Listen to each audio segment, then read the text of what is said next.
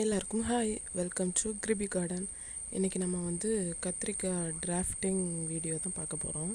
நம்ம வந்து கத்திரிக்காய் வந்து தானாக வந்துச்சுன்னா நிறைய இதில் பூச்சி விழும் அப்படிங்கிறதுனால நம்ம சுண்டைக்காய் அப்படின்னா டர்க்கி பெரி அப்படிங்கிற ஒரு செடியில் வந்து நம்ம வந்து இந்த கத்திரிக்காயோட குருத்து குருத்து வரும்ல அந்த பார்ட்ஸை வந்து கட் பண்ணி எடுத்து சுண்டைக்காய் செடியில் வந்து எல்லா லீவ்ஸ் எல்லாத்தையும் கட் பண்ணிவிட்டு அந்த தண்டில் வந்து நம்ம அதை கட் பண்ணிவிட்டு உள்ளாடி இன்சர்ட் பண்ணி அதை வந்து கவரால் நம்ம வந்து ஃபுல்லாக கவர் பண்ணிவிட்டு அதுக்கப்புறம் ஒரு பர்டிகுலர் டேஸ் ஒரு 1 வீக் அப்படியே வச்சுட்டு அதுக்கப்புறம் நம்ம வந்து அதை ரிமூவ் பண்ணிவிட்டு பார்த்தோம் அப்படின்னா கத்திரிக்காய் வந்து சுண்டைக்காயில் வந்து டிராஃப்டிங் பண்ணது அழகாக வந்துடும்.